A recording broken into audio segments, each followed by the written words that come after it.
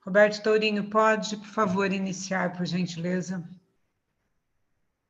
Bom, boa tarde a todos os participantes que estão conosco aqui no Zoom e aqueles que estão nos acompanhando pelo canal do YouTube.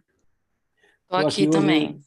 Estou aqui representando o Dudu Godoy, presidente do Senapro, sou Roberto Tourinho, vice-presidente, e hoje nós vamos ter, dando continuidade ao nosso ciclo de palestras de 2023, a palestra do Dr. Antônio Carlos, da Época Consultoria e Treinamento, sobre a lei do PERSE, que vem aí num momento muito oportuno para as agências e empresas que estão precisando de um fôlego financeiro, de uma restauração fiscal, e entendemos que seria um tema muito importante para compartilhar com vocês aqui hoje. Agradecer também aí a parceria de sempre com a FENAPRO. Temos várias agências participantes da FENAPRO hoje, esse link está disponível, aberto aí para todo o Brasil. Nós vamos trabalhar hoje da seguinte maneira: aqueles que estiverem nos acompanhando pelo Zoom, se durante a apresentação quiserem fazer alguma pergunta, vocês, por favor, clicam naquela barra de levantar a mão, a Lourdes vai gerenciar a sequência de perguntas, e aqueles que estiverem nos acompanhando pelo canal do YouTube podem postar lá suas perguntas no chat, que elas também vão ser endereçadas. Algumas perguntas o doutor Antônio Carlos poderá responder na hora ou, em algum momento, ele poderá deixar para responder mais um pouco na frente, e aí ele vai conduzindo com vocês. Então, obrigado pela participação de todos. Doutor Antônio Carlos, aí com a palavra. Uma boa palestra a todos. Obrigado, Roberto Tourinho. Obrigado, Lourdes, ao sindicato, por mais uma oportunidade da gente falar sobre aspectos da área tributária, né? Especialmente na data de hoje a gente vai falar sobre o PERSE, que no primeiro momento até parece o nome de alguém, né? Mas que, por curiosidade, muitas vezes a lei leva o nome do autor, né? Não é o caso. O PERSE é o nome do programa, né, de estímulo e recuperação, retomada do setor de eventos. Depois, é claro que entra algumas atividades, como, por exemplo, o setor aéreo, ele entra já no final, mas o PERSE tem essa prerrogativa de atender especificamente os setores mais abalados com a chegada aí dessa pandemia, né, do Covid-19. Então, nasce o projeto-lei 5.638. Eu vou passar uma cronologia para vocês daqui a pouco.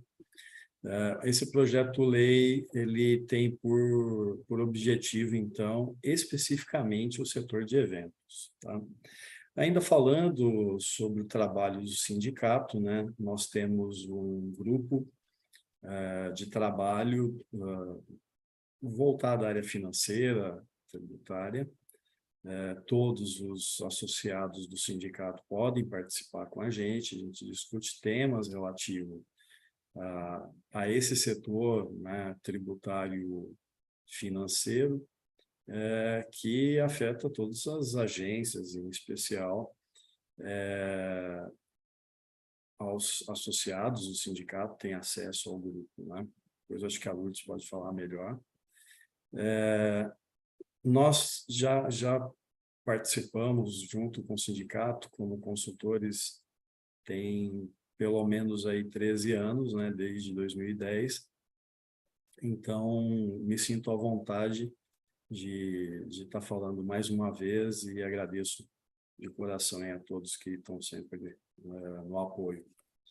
Bom, gente, vamos lá, então. A Épicos Consultoria é a empresa que eu faço parte, tenho especialização eu sou graduado em Direito, especialização na parte tributária, e alguns anos aí, né,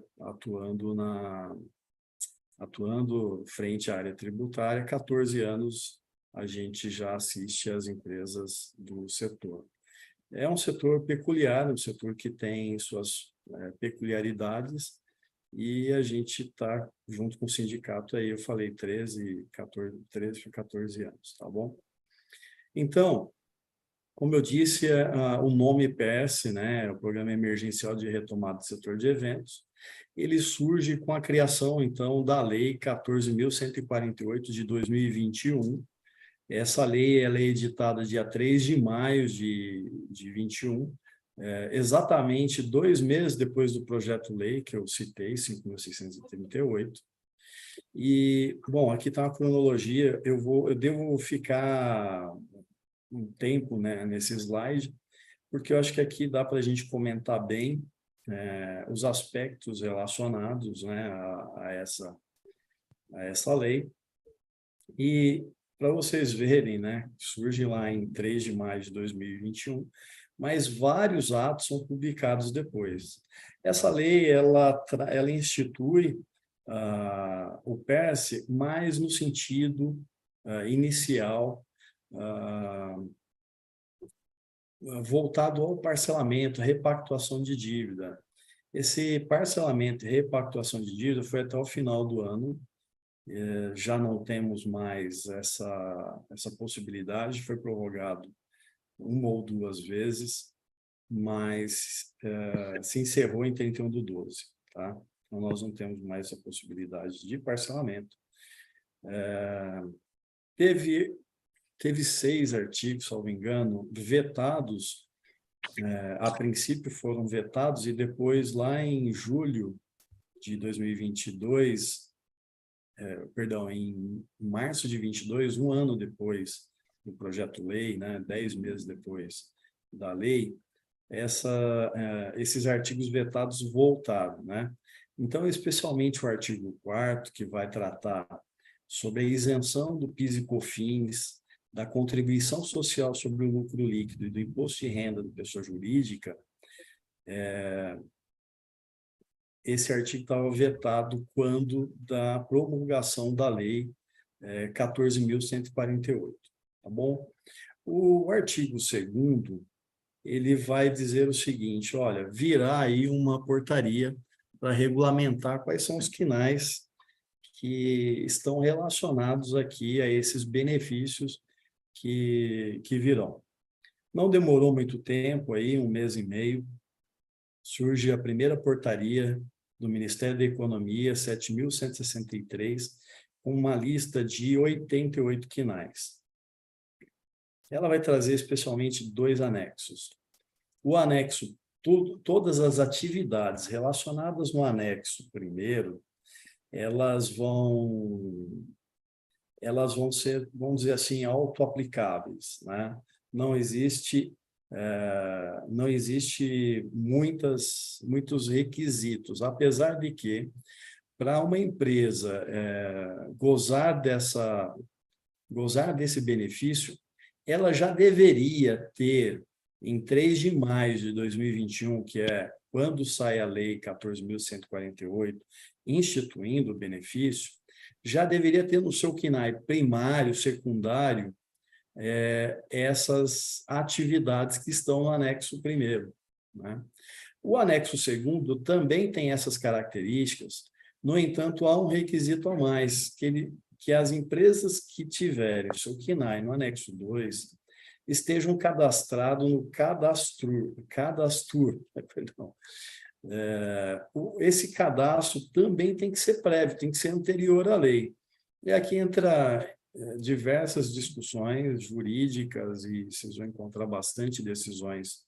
Inclusive, o Sindicato de Bares e Restaurantes conseguem derrubar essa obrigação de estar previamente no cadastro. Mais ou menos dizendo o seguinte, olha, você tinha que prever que haveria uma pandemia, né, se cadastrar lá. Então, esse é um requisito que tem se mostrado frágil, mas, no entanto, para que as empresas que estejam no anexo 2 possam utilizar, ela tem por requisito, se não por uma medida judicial, ela tem por requisito estar cadastrado no cadastro, tá? Deixa eu verificar aqui, porque eu separei algumas dessas atividades. Vocês vão notar na portaria que eu citei aqui, do Ministério da Economia, né, ME, não tem nada a ver com microempresa, tá? Esse é o Ministério da Economia, 7.163, trazia no anexo primeiro 43 atividades, no anexo primeiro 43 atividades que poderiam executar aí até então, né, o parcelamento e os benefícios advindos da lei do PERSE. Já no anexo 2 havia outras 45 atividades, então 88 atividades poderiam usufruir desse tal benefício que a gente está citando. No entanto, chegou um momento em que eu vou chegar aqui mais para baixo, mas só porque eu sou ansioso, eu vou falar para vocês que foi instituída uma nova lista pela portaria do Ministério da Economia, número 11.266 de 2022, ela reduz drasticamente tanto o anexo 1 quanto o 2. No anexo 1 ficam 24 atividades e no anexo 2, 14 atividades, né? Então, uma limpa aqui de 50 atividades. O que isso vem trazer? Isso vem trazer para nós a discussão do opa, fui excluído. E agora? O que eu vou fazer? Estava me beneficiando dessas atividades, ou desse benefício com a minha atividade, e agora eu estou fora, né? Então, tem toda essa celeuma que, se vocês trouxerem aí algum caso prático para a gente discutir nas questões, né? A gente pode se aprofundar. Mas aqui, seguindo a essa cronologia, eu falei dos quinais, então, até então, do Ministério da Economia, 7.163, dias depois, né, dia 2 de julho de 2021, surge uma nova portaria. Essa portaria do Ministério da Economia, 7.917, ela vai apresentar aí os requisitos para adesão e do portal Regularize. Então, havia umas discussões onde que era que tinha que fazer adesão, e essa adesão, todos que operam aí o portal Regularize já sabem um pouco do que eu estou falando, mas é um portal da Procuradoria-Geral da Fazenda Nacional, onde os débitos com características aqui, vamos dizer, de dívida ativa estão. Então, aqueles que não tinham os débitos em dívida ativa começam a questionar, mas e aí, onde que eu entro, né? Com os débitos que estão na conta fiscal ainda no site do ECAC. Na ocasião, essa portaria vai dizer o seguinte, olha, tudo é feito pelo Regularize, você vai entrar, você vai cumprir os requisitos, por quê? Há alguns requisitos para o parcelamento, tá? O parcelamento, até então, eu vou falar um pouquinho sobre ele, mas ele já não está mais sendo aplicado, mas talvez você tenha entrado e ainda tenha algum tipo de dúvida, tá? Ele poderia ser feito em até 145 parcelas, exceto, né, débitos de característica de contribuição social, né, eu me refiro ao INSS, mais especificamente, né, Fundo de Garantia INSS, eles são limitados a 60 parcelas. Já os demais débitos a 145 parcelas. Tá?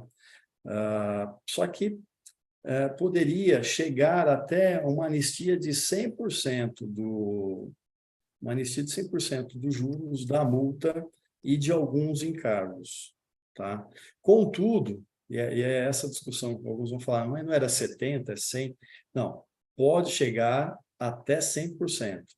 Contudo, o débito não poderia reduzir mais do que 70%, né? Então, é uma coisa meio de engenheiro aí. Você tem que fazer um cálculo, aplicar a redução de 100%, vamos imaginar aqui, de 100%.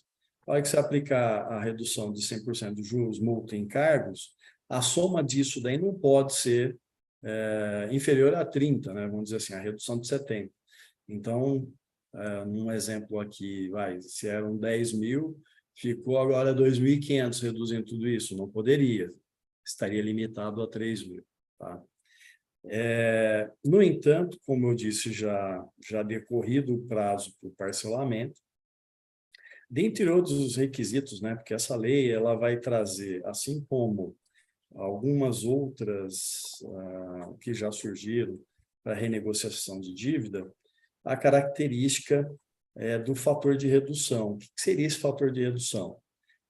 Quanto mais impossível pagar, vamos dizer assim, né? Quanto mais aquela empresa está numa situação de insolvência, de dificuldade de liquidar os seus impostos, mais possibilidade ela teria de reduzir esses impostos. Então, assim, é uma lei, sim, que privilegia talvez até quem não paga impostos, né?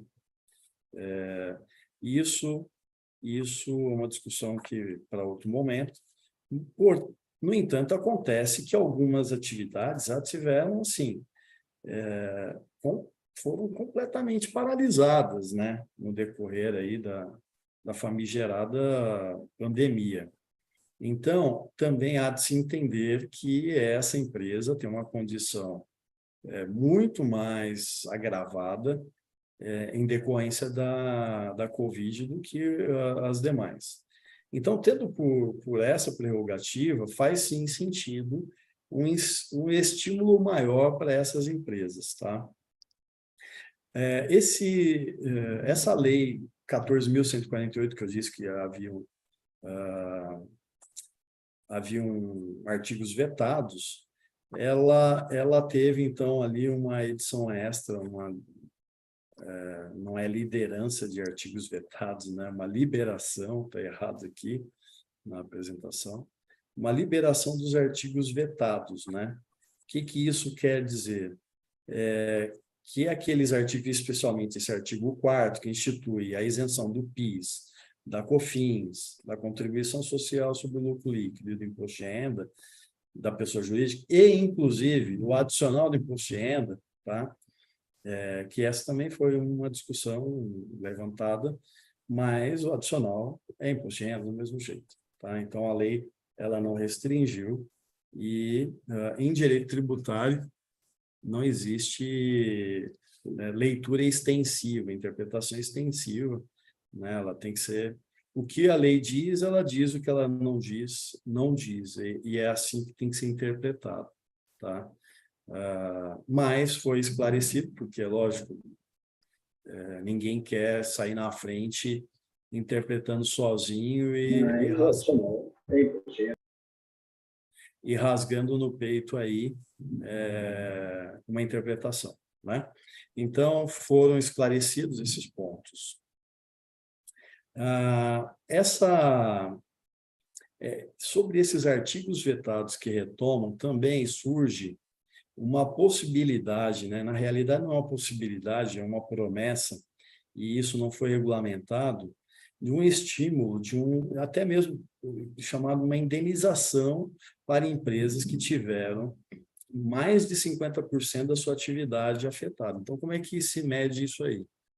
Você pega o faturamento de março de 2019 até dezembro e pega o mesmo período de 2020, né? Então, de março de 2020 a dezembro de 2020, e aí você vai fazer uma divisão. Se houve uma queda acima de 50%, essa empresa ela estaria habilitada a essa indenização. Essa indenização, lógico que relativo à sua folha de pagamento, né? Porque a empresa precisou aí de um fôlego, né? Precisaria, então, de um fôlego para suprir, para cumprir com a sua folha de pagamento, tá bom?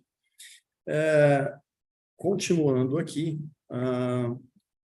nós temos depois uma nova lei que surge, a 14.390 ainda sobre isso, porque a princípio só se falava do artigo 4º, da isenção de PIS, COFINS, contribuição e imposto de renda para empresas do lucro real. Mas ela pega e diz o seguinte: não é só para empresas do lucro real, contudo, não é aplicável a empresas do Simples Nacional. né? Isso vai ser reforçado na Instrução Normativa 2114, tá? Por que que o Simples Nacional não pode receber aí esse benefício?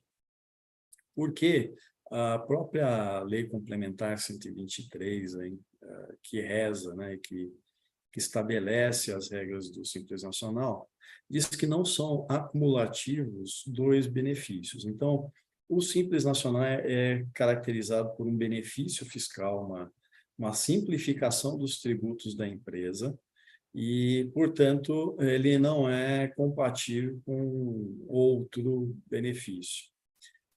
Há momentos que, quando o legislador, né, ele quer beneficiar também o Simples Nacional, ele vai citar, olha, também é aplicável o Simples Nacional.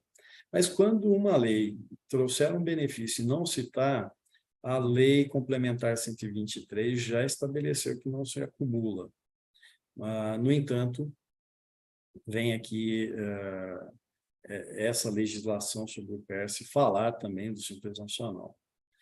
E, então, como eu disse, em 5 de julho de 2022, surge uma nova tabela de produtos, né, e de atividades que estão sujeitas, que estão abrangidas pela alíquota zero. Nesse momento, há uma exclusão. Bom, a gente vai, aliás, perdão, né, a revisão das atividades, eu acho que, deixa eu checar aqui, se eu não estou enganado.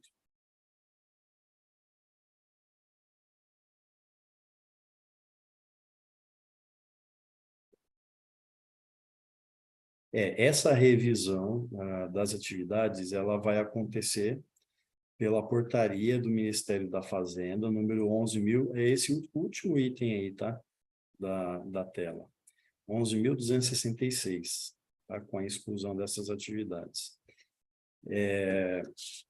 Isso daqui é amplamente questionável, porque por dois motivos, né? Não poderia uma portaria, né? Então, só falando de hierarquia de leis, né? Uma portaria é um ato infralegal abaixo da lei, e a legislação, né, a própria Constituição diz assim, que ninguém é obrigado a fazer ou deixar de fazer algo, senão em virtude de lei.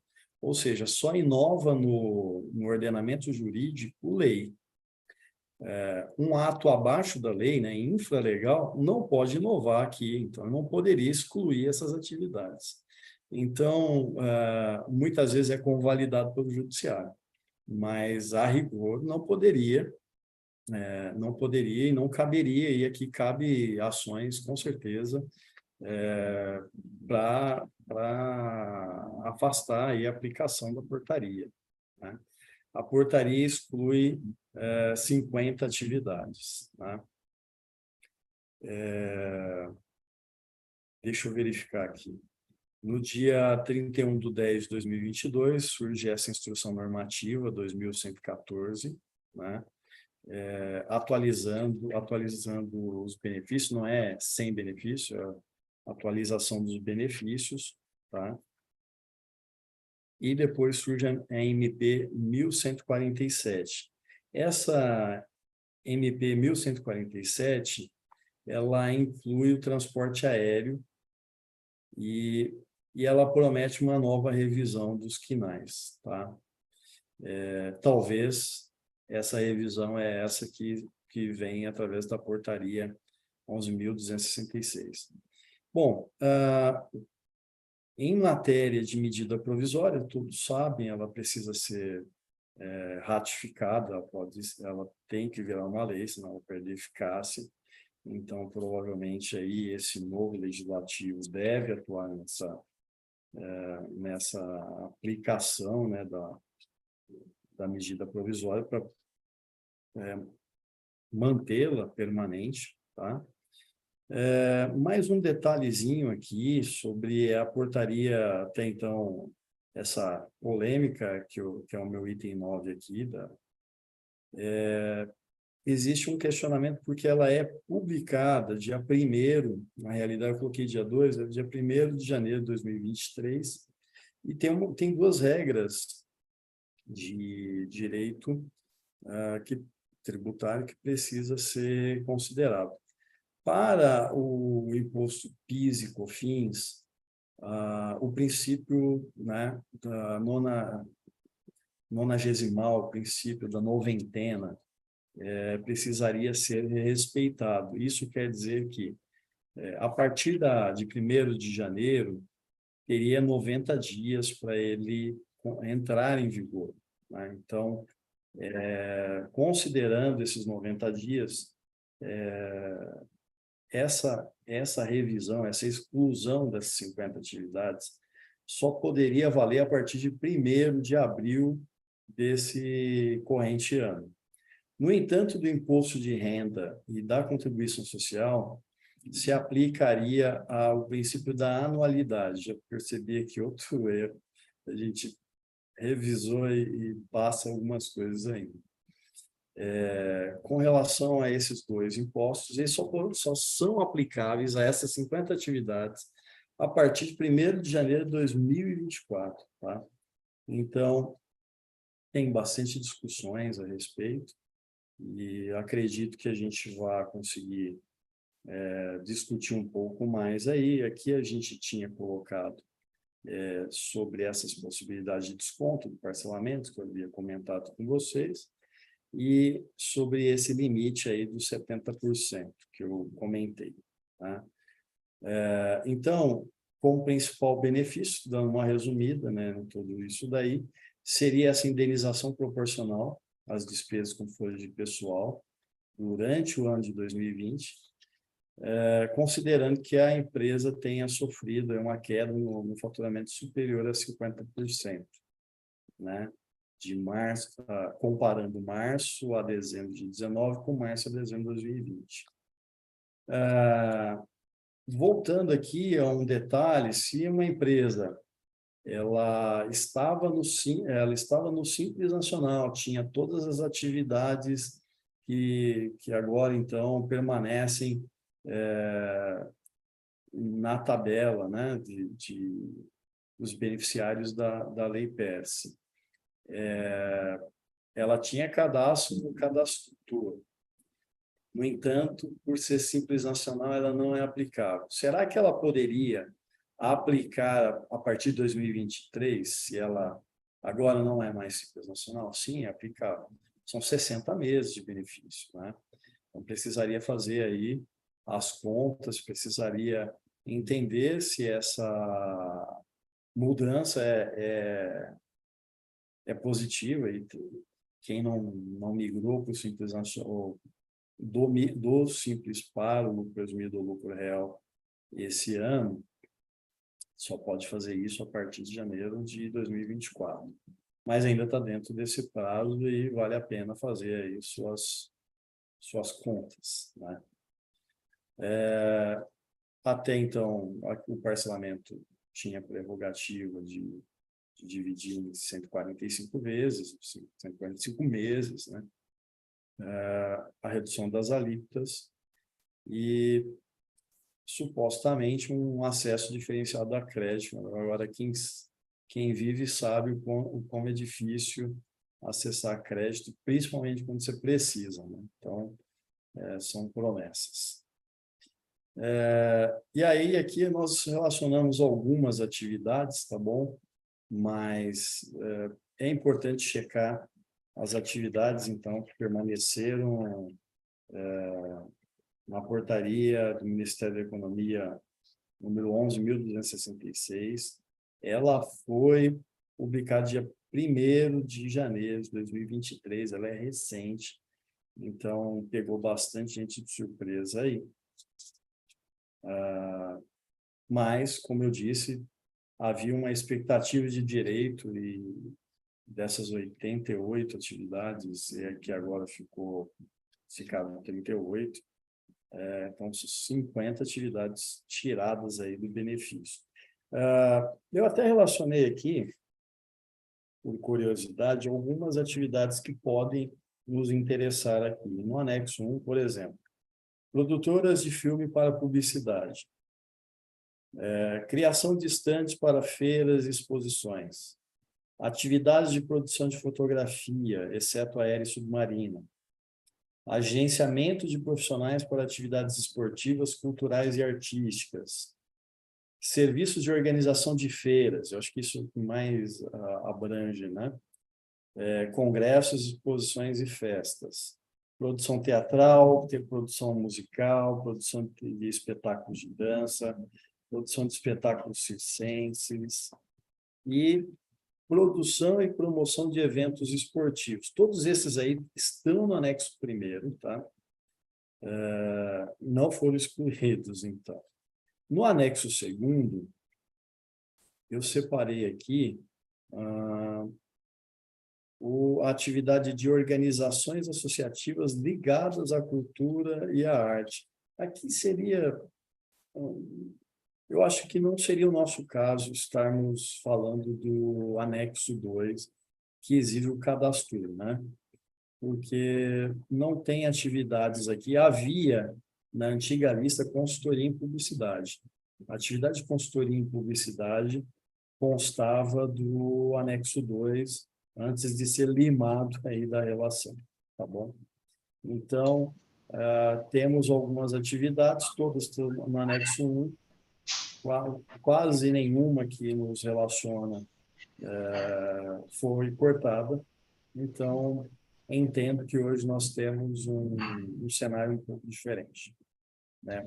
Privilegiados, por assim dizer, né?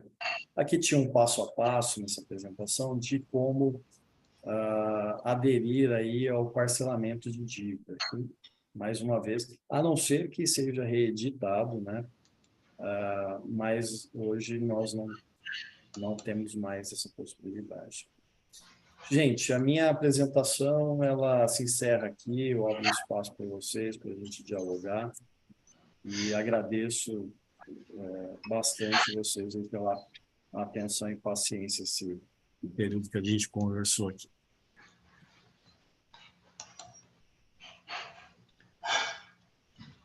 Lourdes, você quer... Oi, doutor Antônio, tem uma perguntinha aqui do Bruno Silva. Qual é o QNAI de eventos esportivos? Seria o QNAI 93191/01, produção e promoção de eventos esportivos. Olha, eu vou pegar aqui nessa última lista, até estava falando, né?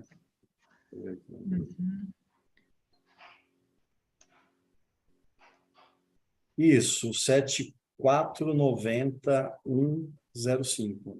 Isso é agenciamento de profissionais. Produção...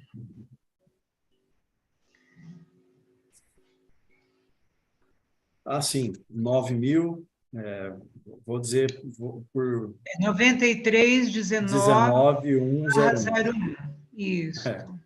Exatamente. Obrigado, Lourdes. Nada. São semelhantes alguns, né? Mas, por exemplo, a produção de espetáculo, produção musical, está tudo ali nesse 9.001, 9 aí o que diferencia é a extensão, né? 01, 02, 03, 04. E esse aí, em especial, a produção de promoção de eventos são 9319-101, correto. Tá, tem mais uma perguntinha aqui da Pamela. Como fica a situação dos créditos de PIS e COFINS nos serviços tomados? Obrigado, Pamela, por perguntar. Acabei não citando. Esse questionamento existiu. No entanto, foi vetado a manutenção do crédito, tá? Então, se pensarmos aqui no lucro presumido, não se aplica crédito, tá? Estou falando para todo mundo aqui. Mas empresas do lucro real, que toma crédito de PIS e COFINS, deve segregar, aí, Pamela, é importante, né? segregar por atividade. Então, se eu tenho 2, 3, mais atividades, eu tenho que entender qual atividade, qual o faturamento, porque no lucro presumido, essa isenção de PIS, COFINS, contribuição e imposto de renda, vai ser feito pro rata, né? Então, na proporção do faturamento, precisa ser zerado aí o PIS e COFINS das atividades relacionadas no anexo, tá? Agora, com relação ao lucro real, para PIS e COFINS está fácil, zerou a alíquota, está bom, para PIS e COFINS. Não tomar crédito, também teria que zerar a alíquota ali. Foi editado também uma orientação sobre como realizar aí o ajuste no FD Contribuições, tá? Foi criado aí um campo, deixa eu verificar aqui, eu fiz uma anotação. Ele tem a natureza 920, tá? Então, dentro do bloco lá, precisa verificar para que se faça o ajuste. Não posso tomar crédito dos insumos relacionados, né, a essa atividade. No entanto, eu imagino que, né, dentro das hipóteses de crédito PIS e COFINS, você tem lá energia elétrica, você tem depreciação, você tem vários outros créditos que não são relacionados diretamente, mas, né, está intrinsecamente ligado. Teria que fazer uma proporção. Se eu tenho 30% de faturamento numa atividade dessa aqui, eu teria que tomar crédito lá, vamos dizer assim, 70%, e 30% eu não poderia. Teria que ter esse cuidado de fazer um rateio desse crédito. Não sei se eu esclareci para você. Boa tarde. Posso fazer uma pergunta? Oi, André, fica à vontade. Tudo bem? O que acontece? Uma das coisas que a gente tem acompanhado é que assim que saiu essa lei, se entendeu que o critério para utilizar imposto de renda, contribuição social, PIS e COFINS zerado, era apenas ter o CNAE. Então, você tinha o CNAE, mas você emitiu notas fiscais de outro tipo de serviço, certo? Eu podia tributar a zero, porque bastava eu ter o CNAE. Veio uma ANM e falou, não é bem assim. Você tem um lucro da exploração. Você tem que separar o que foi faturado com evento e consultoria, por exemplo, que não está dentro dessa normativa, você não pode utilizar, você tem que separar. Só que agora saiu uma decisão, foi o seguinte, aqui no Rio de Janeiro, essa IN está errada, uma IN não pode ser maior que a lei. O instrumento que eles fizeram para restringir isso está errado. Você não pode utilizar uma IN para normatizar uma lei. E aí ficou aquele caos jurídico, né? Porque, e aí? Basta eu ter o CNAE que eu posso utilizar aqueles créditos ou não. Eu tenho que separar o que é receita de evento e receita que não está no PERS. Como é que ficou isso, doutor? Eu concordo com o que você colocou, que uma instituição normativa não poderia, mas eu sinto que você não vai ter êxito no judiciário, porque se a lei é para beneficiar o setor, né, e ele é bem delimitado, né, ele está dizendo que é para eventos, então imaginar aqui que eu tenho uma atividade de locação de salas comerciais, não seria, não estaria enquadrado nessa atividade. Aqui no Rio, perdão, aqui no Rio, quem entrou na justiça foi uma empresa de locação de refrigeração, de geladeiras, basicamente, né? Uhum. E aí o juiz acatou eles enquadrarem a atividade deles dentro do PERS.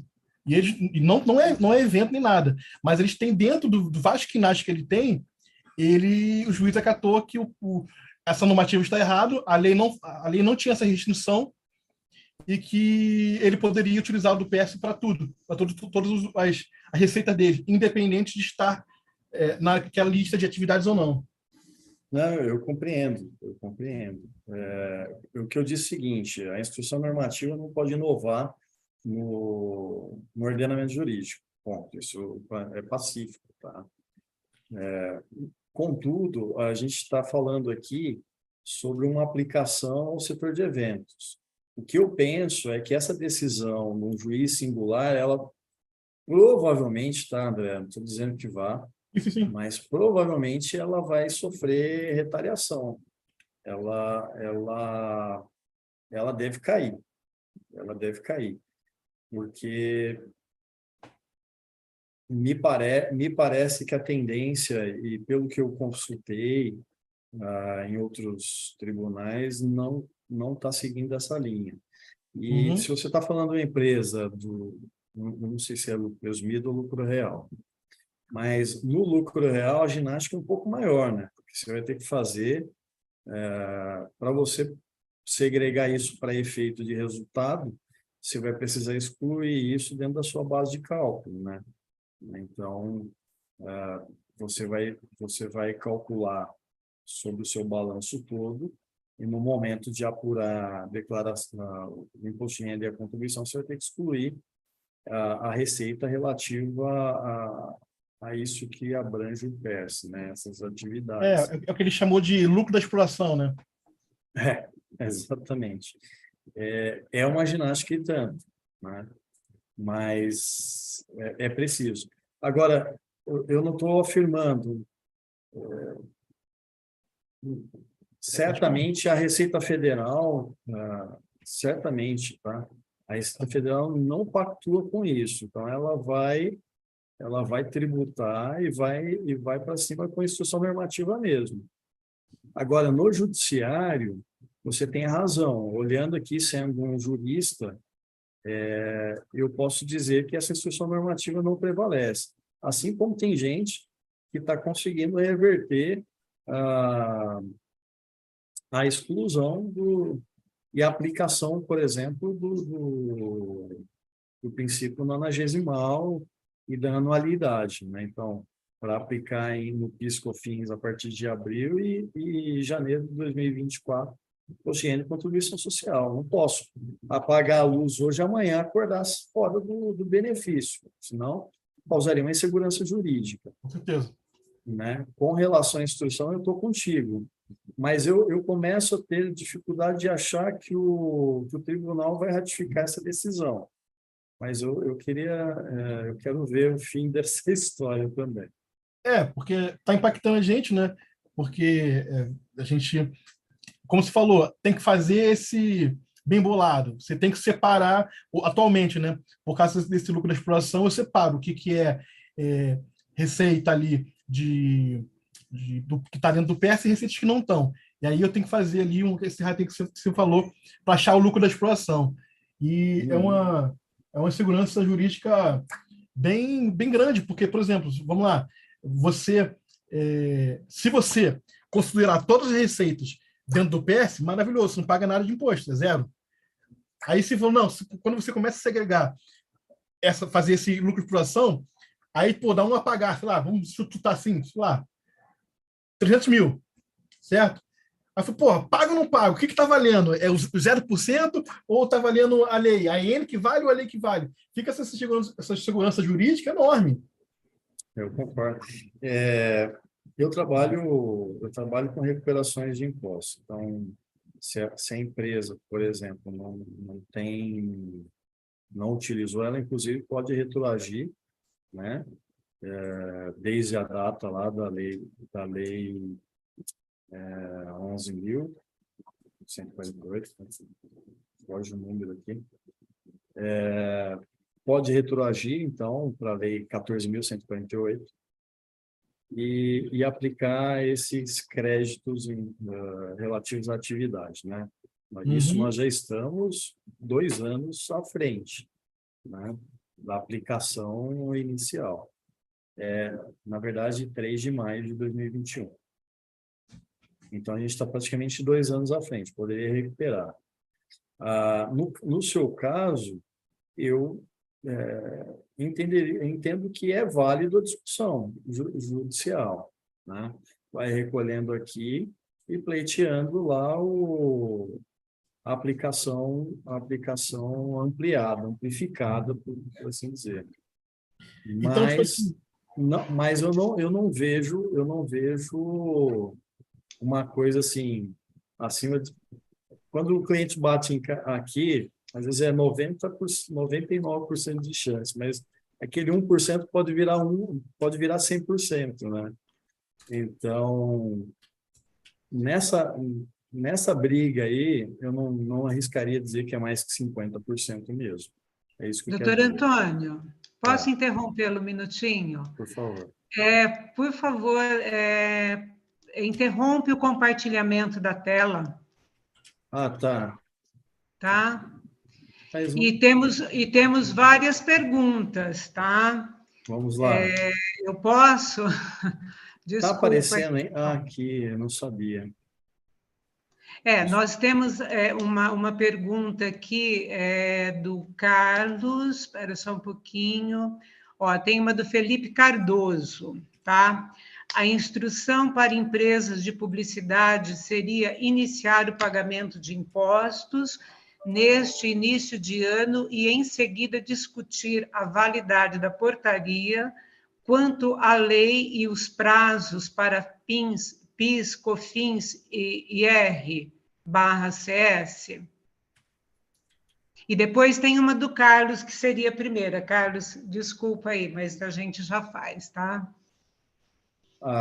Seria leviano dizer para você que você teria que já aplicar abril e 1º de janeiro de 2024, né? Agora, se é meu cliente perguntar o que você acha, vale o risco, eu poderia, depende do caso, dizer para ele, aplica. Mas eu não posso dizer assim, você precisa entender que há contingências, tá? Então, se você quer assumir esse risco de contingenciar, porque se pode fazer duas coisas. Quando eu tenho razão, né? Quando eu tenho razão, eu posso simplesmente aplicar e esperar a retaliação da Receita Federal, tá bom? E aí, depois eu luto numa lide lá com a Receita Federal e provo que aquele crédito ou que aquele benefício era aplicável, tá bom? É pacífico que os princípios se aplicam. No entanto, sendo conservadora, você pode entrar no judiciário e depois aplicar retroativo. Você vai se beneficiar do mesmo jeito. E por que eu falo que em alguns casos, às vezes o cliente está com o caixa estourado, o cliente está precisando e não está atrasando impostos. Você concorda comigo? Já está atrasando impostos. Então, vamos contingenciar. Eu posso fazer uma coisa e outra também. Eu posso, olha, toca o pau aí, a gente vai para o judiciário, né? Então, faço uma coisa e outra. Mas depende do caso concreto, tá?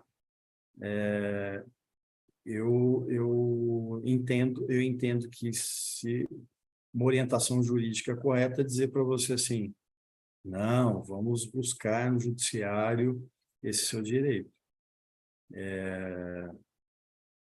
Mas depende do caso, eu já aplicaria.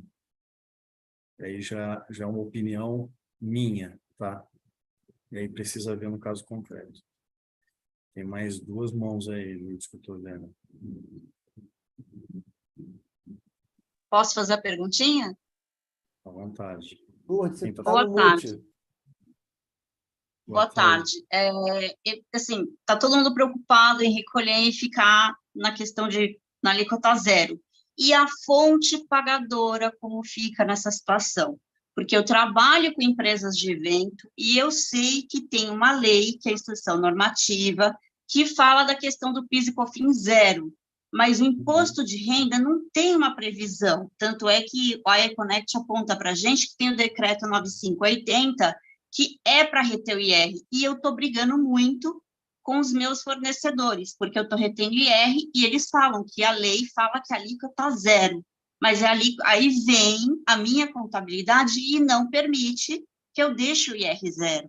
Aí eles falam que no CRT, eles não vão conseguir compensar, porque é um período de 5 anos. E eu estou com essa grande questão.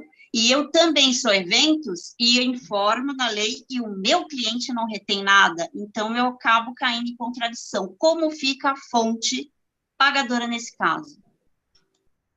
Boa, sua pergunta é a pergunta de $1 milhão, né? Porque ainda não lançaram não lançaram nada na Receita, né? Nos perguntões, nada. Então, eu estou com essa batata quente, porque eu estou vendo diversos vídeos e tem gente que fala que está recolhendo até em juízo. Eu acho que é juízo que se fala, coloca em aplicações, porque se cai, se tem que recolher multas e juros, tem todo esse processo, e eu estou brigando muito com meus fornecedores, porque eu estou retendo, e eles falam que não é para reter, e os contadores ligam para mim, e eu estou desesperada. Ele falou da lei ou decreto 9580? Conforme a consulta com a Econect, eles passaram para a gente que o 465 eu não devo reter, porque na lei 459 fala que perante qualquer lei, a alíquota zero, eu vou aplicar a alíquota zero. Agora, o imposto de renda não há previsão de destaque ou dispensa de reter na fonte, segundo o decreto 9580/18. Então, o decreto é anterior, né, a essa lei. Aqui ele é bem curtinho, vou ler para você. Decreto 9580, de 22 de novembro de 2018. Artigo 1º, fica aprovado o regulamento do IR, então é o que institui o IR. O artigo 2º diz o imposto sobre renda, né, o IR, imposto de renda e proventos de qualquer natureza, imposto sobre a renda e proventos, então é o IR.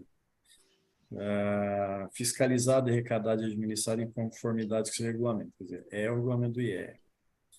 Ele não fala absolutamente nada aqui no início, mas ele vai tratar no anexo. Deixa eu ver aqui. Porque a retenção, ela está no 7. Deixa eu ver aqui. Eu sabia de cor quando era o regulamento velho, né? Era 647, né? Porque eu procurando aqui no IR, tudo que fala de alíquota zero fala assim de exterior, que não recolhe o IR, mas eu não achei nada. E no PIS e COFINS já fala. Quando tem a lei, se aplica a alíquota zero, sim.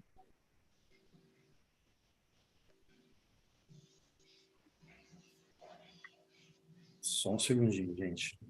Eu só Claro. estou checando aqui.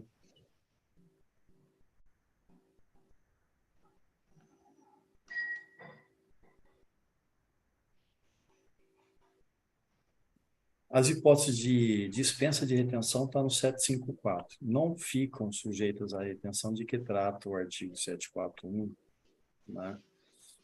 As seguintes remessas destinadas ao exterior. Não, mas aqui... Vou fazer o seguinte, eu fico com essa lição aqui. Ô, Lourdes, você consegue para mim o contato? Sim. Porque o que eu entendo aqui, tá? Uma solução, não é definitiva, mas você deveria reter. Você deveria reter na ausência É o de que eu uma estou norma. retendo. Mas estou brigando também. A empresa que sofre a retenção, ela vai acumular isso aí, ela vai acumular lá com um apelido aqui de estoque de crédito, né? Eles podem recuperar através de Perdicomp? Ele pode, mas através do, se ele é do lucro real, através do saldo negativo do imposto de renda. Certo. E se ele é trimestral, ele até pode fazer trimestralmente. Se ele é anual, ele só pode fazer no final do exercício e depois é uma discussão. Depois entrega o imposto de renda lá no ECF. Tá? Certo, certo. Então, depois a gente troca o contato e eu vou cobrar. Porque agora, no lucro presumido, ele também acumularia, também caberia uma espécie de saldo negativo aí. Mas aí Que quem é presumido alega que vai perder, depois de 5 anos não vai poder recuperar, mas eu estou vendo que através de uma perde compra e recupera. Tem caminhos. E é por isso que existe a Epicus Consultoria, para eles... Então eu vou continuar retendo, pela minha garantia. Porque se cai a lei e entra o IR, porque várias pessoas vão começar a perguntar, aí eu vou ter que recolher multas e juros, e quem garante que o terceiro vai me devolver? Eu vou sair no prejuízo.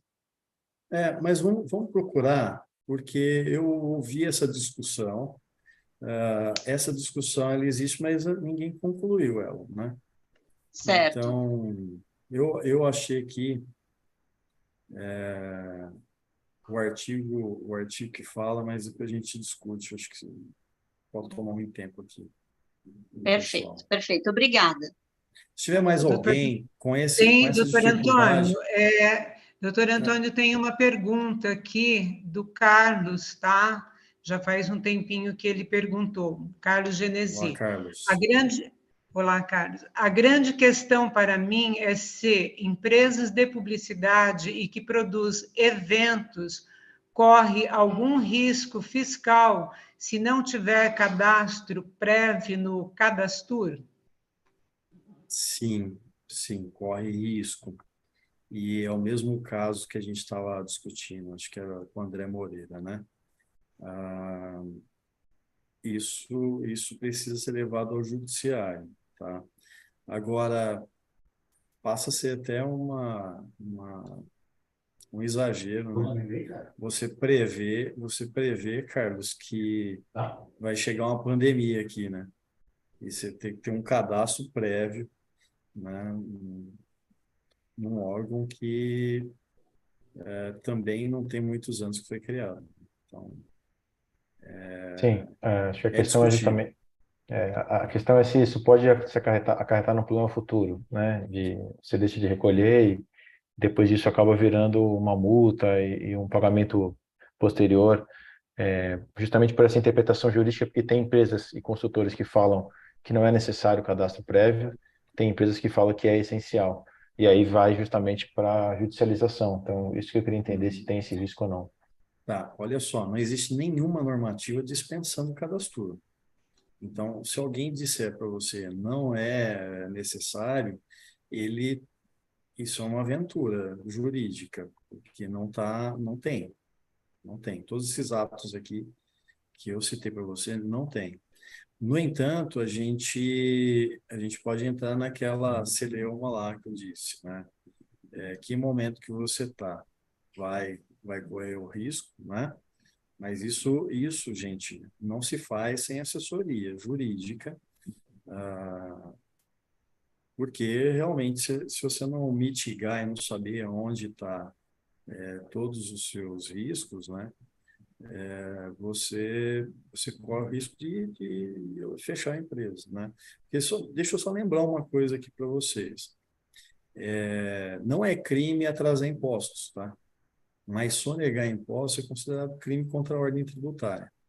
Então, você precisa estar assessorado por um advogado para verificar em que momento você está. Se a gente tem uma fragilidade na lei, é claro que a gente não deve estar correndo aqui o risco de se enquadrar como crime, né? Porque eu posso apresentar aqui os meus argumentos, né? Então, precisa ter uma validação, melhor dizendo, de uma assessoria jurídica. Porque nesse caso, Carlos, não é auto-aplicável, mas dá para ser questionado.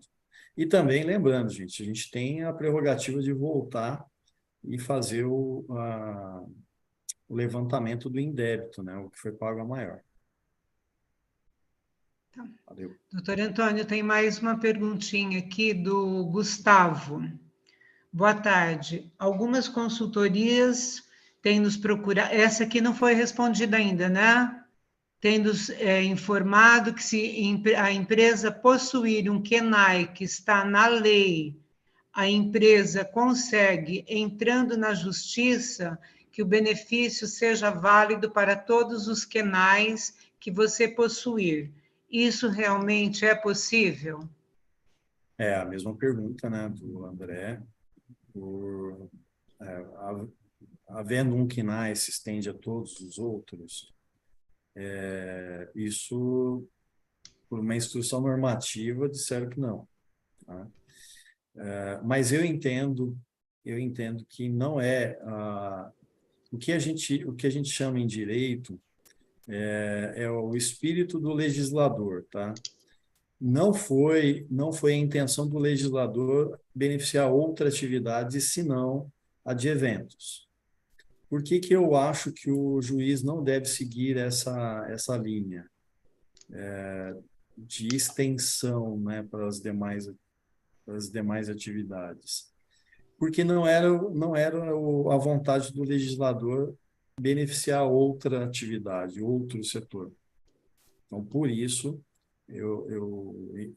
né, digo mais uma vez, penso que o tribunal, mesmo que você consiga no juiz singular, o tribunal não vai acompanhar isso. Mas eu não descartaria uma ação, porque assim, né, hoje a gente vive um cenário no país, você não sabe o que vai sair de um tribunal. Você não sabe o que vai sair do tribunal, do superior. Então, eu não abriria a mão de uma briga judicial, não. Tá bom?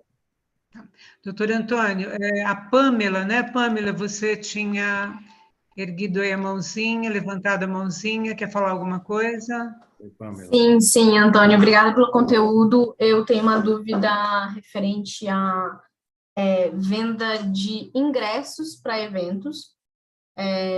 Eles não são, por normativa, obrigatórios para emissão de nota fiscal, então eu não tenho uma nota fiscal num KNAI, mas eu tenho esse ingresso dentro de um KNAI, porque eu vou emitir uma guia avulsa.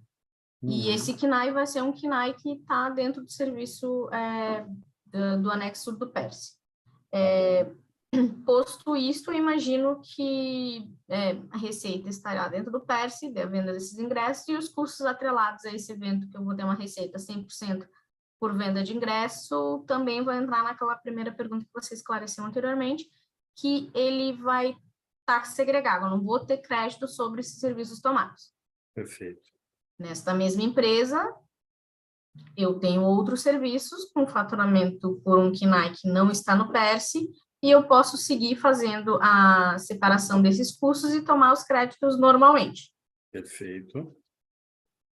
Era só mesmo para alinhar se minha linha de raciocínio segue nesse sentido, porque eu não vou dizer o que eu gostaria de fazer, porque eu não sei se a gente pode, mas era isso que eu queria confirmar, se eu posso ter esse tipo de diferenciação dentro do levantamento dos créditos de PIS e COFINS.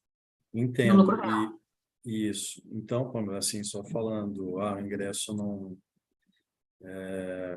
é nota fiscal, tudo, mas é um documento hábil, tá? Não deixa de ser um documento fiscal, até porque você vai vender ingresso, tem todo um regramento, né, específico. Tem que pagar o ISS antecipado, tem toda uma... Então, assim,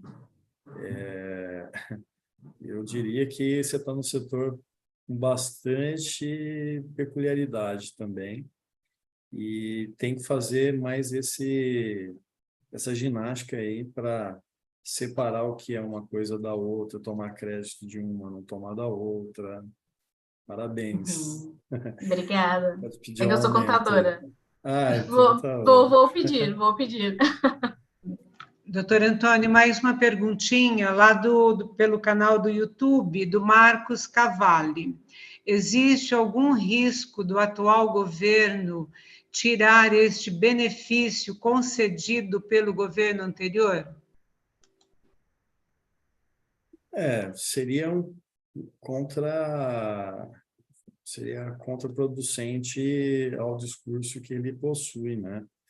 Porque casado com isso tem aí a volta, né, do benefício, benefício aos artistas, né? Então, é um setor que estagnou, né, nesses anos de pandemia. E lembrando, gente, que a gente ainda está na pandemia, não existe uma definição de, né, de determinado, e a gente tem essa extensão aí por 6 anos. Existe alguns juristas que eu aplaudo, que vai dizer o seguinte: olha, se nós estamos falando de um benefício com data para terminar, ele não pode ser cassado, não pode ser alterado, né? Agora, imagina o seguinte: eu crio um benefício por prazo indeterminado, né? Vamos dizer aqui que quem produzir lâmpadas LEDs não pagam PIS e COFINS. Começa a partir de agora. Eu coloco a data de início, dia 9 de março de 2023. Eu não estou falando quando ela termina. Em qualquer momento, amanhã eu posso falar assim: olha, encerrou, quem aproveitou dia 9/3, está bom, dia 10 não usa mais. Agora, quando o benefício tem data de início e data de fim, você não pode mudar de ideia no meio do caminho, né? Até porque, quando se dá um benefício, quando o Estado dá um benefício, ele tem que prever a contrapartida, né, orçamentária. Então, já está previsto, né? A União preveu isso daí. Caçar isso não me parece razoável, mas, mais uma vez, né, a gente vive dias de insegurança jurídica no país. Espero que não permaneça. Tá. Doutor Antônio, tem mais uma pergunta aqui, tá? E tem uma pessoa, o André, só um minutinho, tá? Que está aguardando aí. Deixa eu me ver aqui. Uma empresa que tem 100% de receita PERSE, tributada pelo lucro real, o resultado fiscal final da empresa, LALUR, terá a incidência da alíquota de 0% sobre a base ajustada de IRPJ e CSLL, certo? Independente das adições e exclusões das apurações? Deixa eu me ver, essa pergunta é da Mariane Lopes, tá? Boa, hein? É bem técnica a sua pergunta, né? Eu vou chamar um contador amigo aqui para responder. Mas, pelo que eu me recordo aqui, né? Se 100% dela é desonerado, né? Então, olha só. O que é o PIS e COFINS? O PIS e COFINS é imposto sobre vendas, então é fácil entender essa parte. O imposto de renda e contribuição social, eles são impostos sobre resultado, né? Então, se o resultado é 0, logo o imposto é 0. Mas, se houver adições, pode ser que isso vai depender do efeito, né? Vamos supor que eu tenho uma multa aqui, que eu vou ter que fazer uma adição.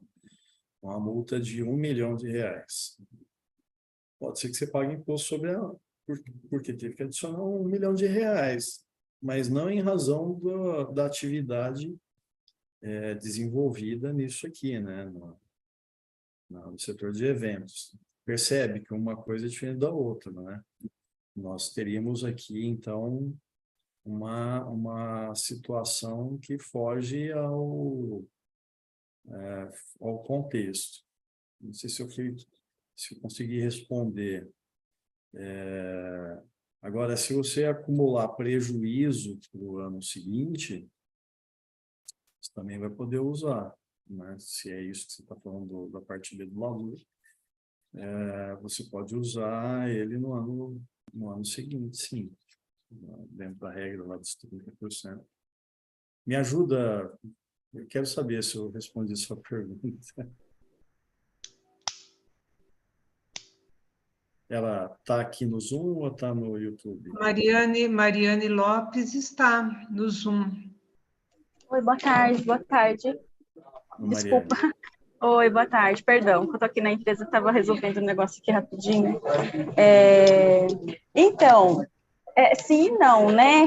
Respondeu, mas eu fiquei, assim, na verdade, a dúvida é exatamente essa, assim, a gente sabe que a gente tem o benefício aí de 0% sobre os impostos, porém, quando é lucro presumido é mais fácil, porque daí é sobre a receita, enfim, se a receita é 100% quase que imposto PERSE, sobre vendas.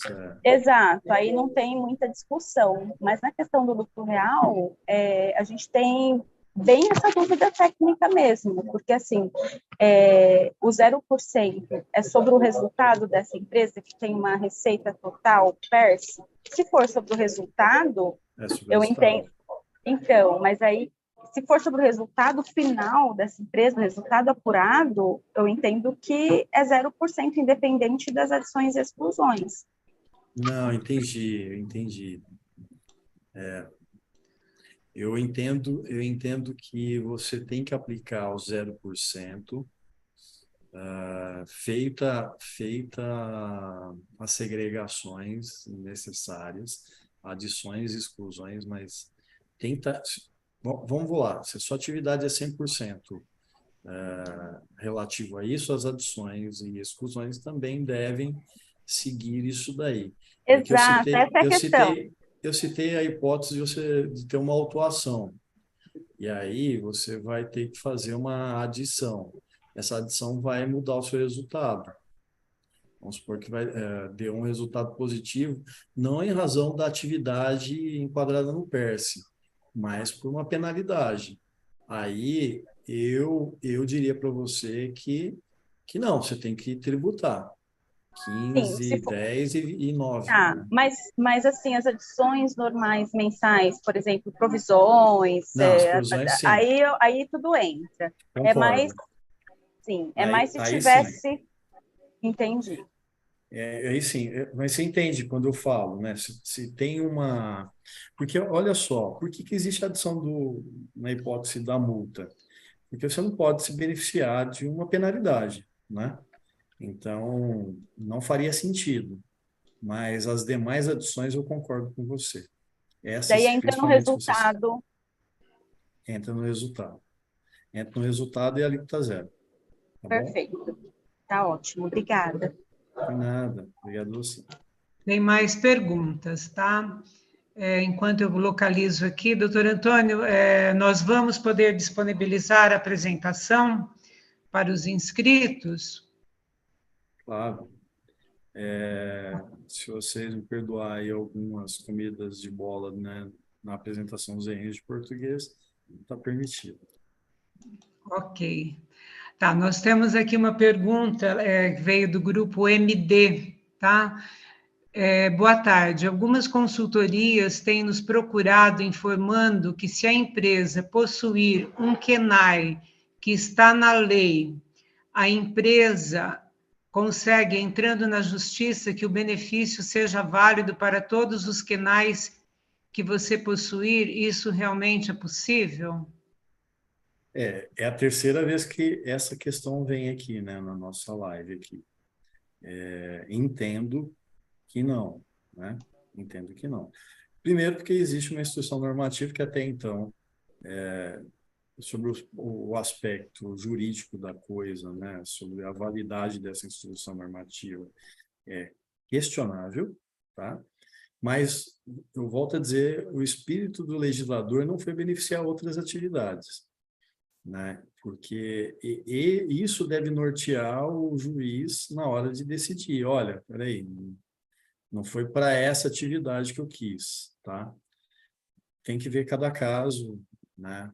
Às vezes o risco lá é 10% e você assimila aí e vai dizer assim, olha, eu vou correr esse risco, tem 10% aqui, eu vou isentar tudo. Mas quem pergunta isso, eu imagino que represente muito mais que isso, sabe? Então, tem que ver cada caso. Eu entendo que não se estende, não só não se estende, mas penso que essas decisões de primeiro grau não vão suportar. Tá? Contudo, o que eu disse, em termos de judiciário, não dá para cravar. Olhando como um jurista, eu penso que não vai prosperar. Então, teria que segregar só a atividade relacionada, tributar a zero e as outras tributar normalmente.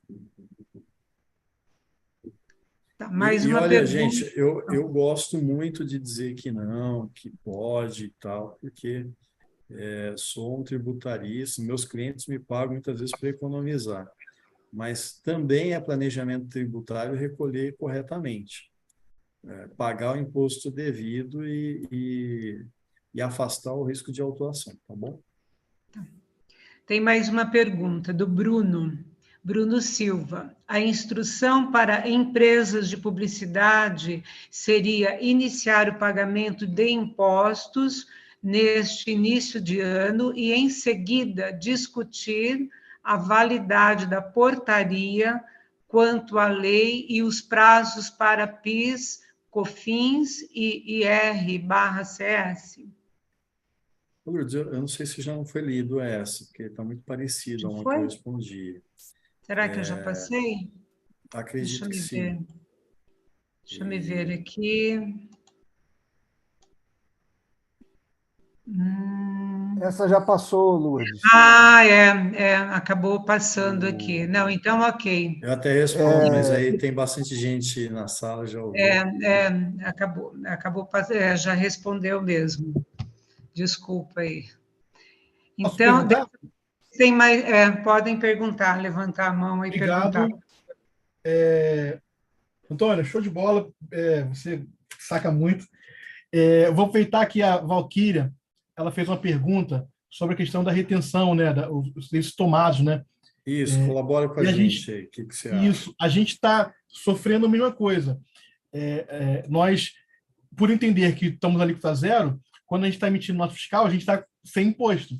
No entanto, um cliente nosso falou, não tem nada dizendo que é alíquota zero, vou reter de você. No caso do IR e da contribuição social, você respondeu, a gente faz através de saldo negativo, né, e pede essa compensação. Mas e do PIS e do COFINS? Como é que a gente pede esse dinheiro do PIS e COFINS? Poxa, André, você não deixa a bola pingar mesmo, né? PIS e COFINS, eu entendo que também dá para fazer o pedido, né, do indébito. Eu só estou buscando aqui na memória, porque eu faço muito Perdicomp, mas eu acho que não tem essa alternativa no Perdicomp, né? Justamente por isso, porque o IR tem saldo negativo, a CSL também. Eu posso pedir pedido de restituição? Tem um pedido de restituição no Perdicomp. Ele é utilizado, eu utilizo para receita zero, especialmente quando é exportação, né, de serviço. O crédito decorrente daquilo, porque ali a manutenção do crédito ela é permitida, né? Uhum. Então, a gente poderia checar isso daí no Perdicomp, porque eu concordo. Olha só o problema que a gente tem, né? Quem retém olha para a sua condição de substituto tributário na relação. A lei não dá um sinal verde para ele, então ele tem que manter a retenção. E quem sofre a retenção tem aí a possibilidade de estar jogando dinheiro fora. Agora sim, seria enriquecimento ilícito do Estado, uma vez que ele deu isenção, ele se lucrar dessa possibilidade de receber e não ressarcir, tá? Caberia, pelo menos, ao meu ver, um processo administrativo junto à Receita Federal. Mas o Perdicomp deve ter essa função. Essa que eu te disse, eu tenho certeza, é um pedido de restituição que você faz via Perdicomp, que possibilita que você ou faça uma compensação em seguida, ou peça aí o depósito. E o que está muito legal, porque a Receita Federal tem feito isso em 60 dias, tá? Então, assim, eu tenho visto casos, tipo assim, INSS, o meu padrasto também é contador, por exemplo, INSS, eu tinha crédito, eu era retiro no INSS, caso, e virava um crédito enorme. Para o INSS, eu vi que tem como você pedir a restituição. Mas para o PIS/COFINS não achei, não vi ainda, posso estar errado. Clica em... porque no Perdicom tem pedido de ressarcimento e tem um pedido de restituição. Um pedido de restituição, tá? Verifica lá e depois Eu acho que tem o chat lá também da Receita, ele pode consultar. Não, o chat, certamente. Quer dizer, o chat tem hora que ele é maravilhoso, né? Tem hora que você fala, poxa, eu perdi meu tempo, e não é pouco tempo que você fica esperando lá. Mas eu estou com você, Valquíria, eu acho que vale a pena consultar o chat, mas tenta esse caminho do Perdicom, tá? Tá bom, então. Obrigado, Antônio. Eu não tive essa necessidade. Acabou que vocês conseguiram atingir um nível de pergunta que eu não tenho a resposta. Não, mas a gente vai manter contato com a Lourdes aí. Boa. Boa, Lourdes. O nosso grupo está aumentando, hein?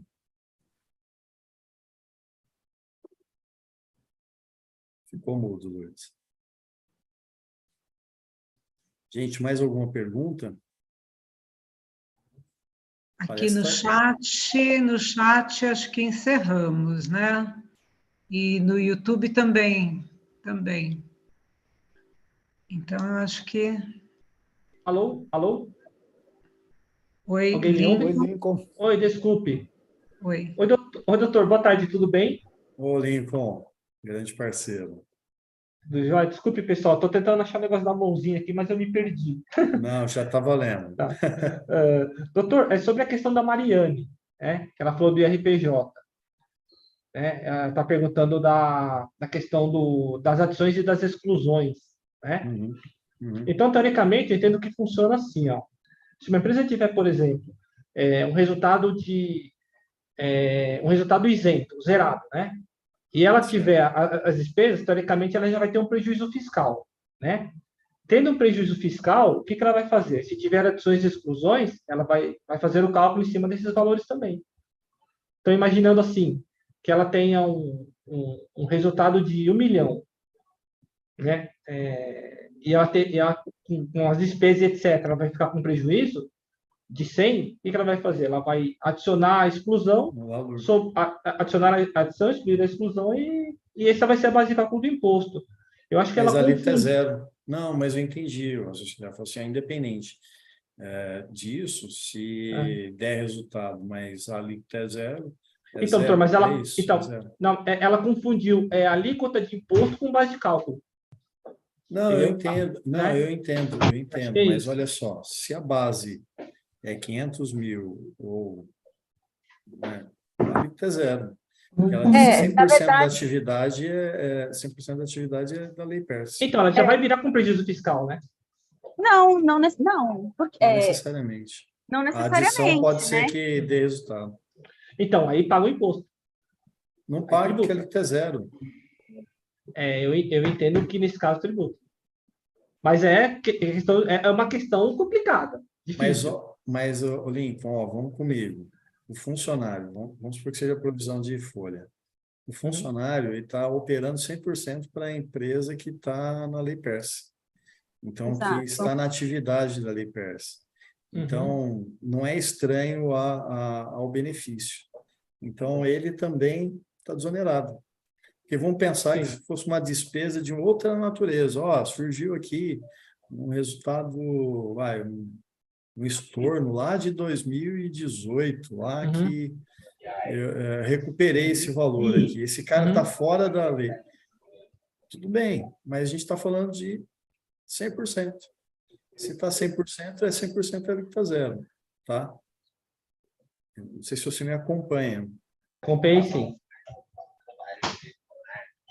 Mas é boa essa discussão, viu, Mariane, Lincoln? Eu gostei. Eu acho que faz refletir, porque, de fato,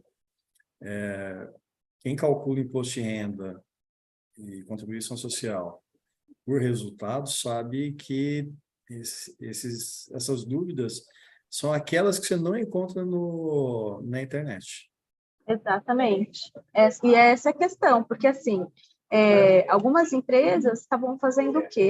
Quando tem receita PERSE, entraria com os valores de receita como se fosse uma exclusão da base de cálculo. Mas eu também não acho correto, porque não se fala em exclusão, se fala em alíquota zero. Então, assim, o entendimento mais perto da lei é uma apuração normal.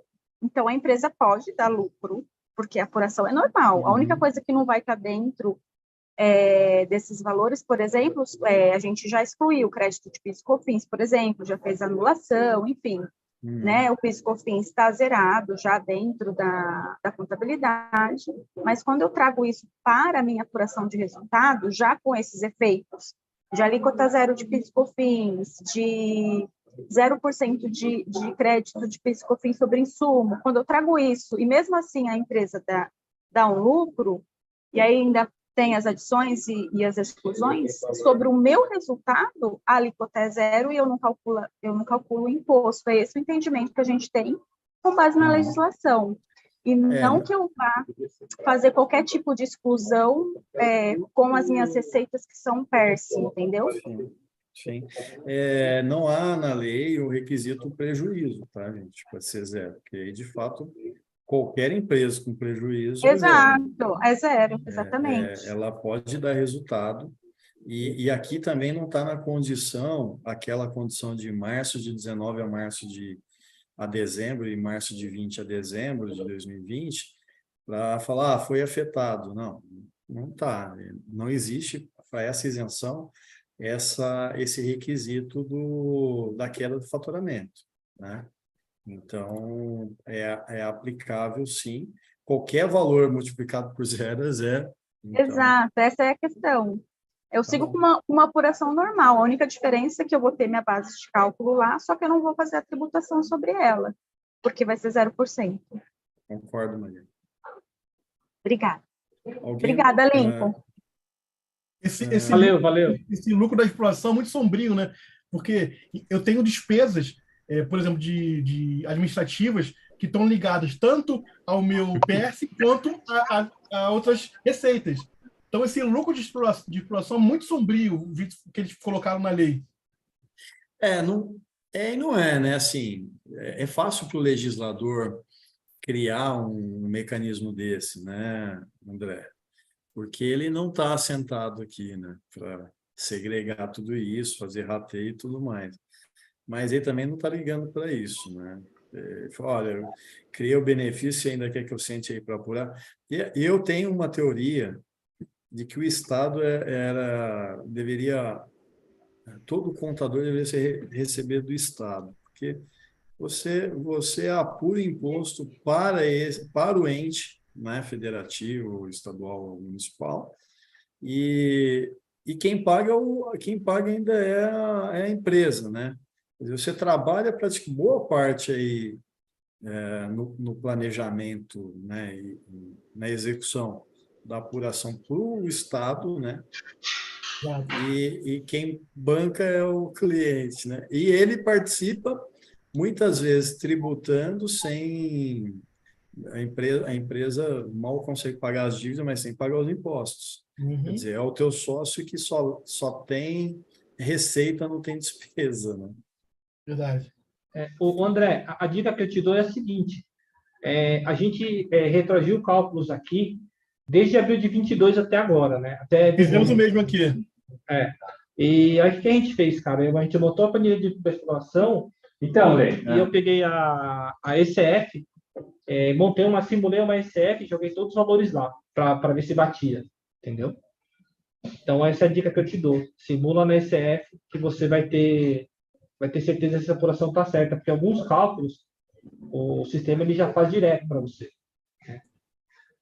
Porque a grande questão, assim, é mais, eu estava falando aqui com o Antônio, é mais jurídica, tipo assim, ele fala assim, lucro da exploração. Então, só que dentro desse lucro, que a gente fala resultado, eu tenho despesas que eu divido entre o que é faturamento PS e o que não é. Por exemplo, eu sou administrativo, eu sou contador também. Eu sou administrativo, eu sou despesa dentro da empresa, certo? No meu resultado. Uhum. Só que o meu resultado, ali tem receitas PS e receitas não. O que ele está fazendo para achar esse lucro de exploração? A gente está fazendo um rateio entre as receitas, eu tenho 100%, as receitas que são PS e as que não são. Depois a gente pega tanto o custo da nossa empresa quanto as despesas e faz o rateio para achar esse lucro de exploração. É isso aí. Tenta fazer pelo menos se você retroagiu, tenta fazer pelo menos uns 3, 4 meses numa SF fictícia, né? E aí pelo menos você consegue validar o cálculo. Pelo menos na hora de você entregar, desse ano você já entrega tranquilo. Se tiver alguma coisa para pagar algum ajuste, você ainda tem tempo de fazer. Tá, doutor Antônio, oi. Vai ter mais alguma resposta para o questionamento? Nós temos ainda uma pergunta do William, e aí eu pensei, né, de responder essa pergunta e depois as dúvidas encaminhar para o sindicato, lá para o e-mail do sindicato, meu e-mail do atendimento, e aí a gente ir respondendo. Você é quem... A pergunta do William é essa que a gente estava discutindo sobre as retenções. William, infelizmente, a gente não tem uma solução para isso, né? A princípio não tem uma solução, senão por você usar um mecanismo aí do Perdicomp para conseguir levantar esses valores de volta, tá? Fiquem à vontade de me contatar, o Lourdes tem meu contato, e seria um prazer eu poder ajudar vocês novamente com essas dúvidas. Acho que nós estouramos bastante aí o prazo da nossa live. E na apresentação vai o seu e-mail e também depois nós vamos encaminhar um e-mail para todos os inscritos com as orientações, ok? Tá ótimo. Lourdes, só me permite mandar uma apresentação corrigida para você. Tudo bem. Amanhã nós disponibilizaremos. Tá, obrigado, pessoal. Obrigado ao sindicato, ao Roberto Torinho. Bom, obrigado a você, Roberto Torinho vai Antônio. fazer o encerramento para a gente. Agradecer a Antônio Carlos, está à disposição de todos vocês para tirar as dúvidas, pode mandar por e-mail para a Lourdes, que encaminha para ele ou diretamente para ele. Agradecer aí a participação entusiasmada de todos num tema tão delicado e controverso quanto esse. E vamos até aí a uma próxima palestra que a gente divulga oportunamente. Abraço a todos e boa tarde. Boa tarde, obrigada. Boa tarde. Obrigada. Excelente palestra.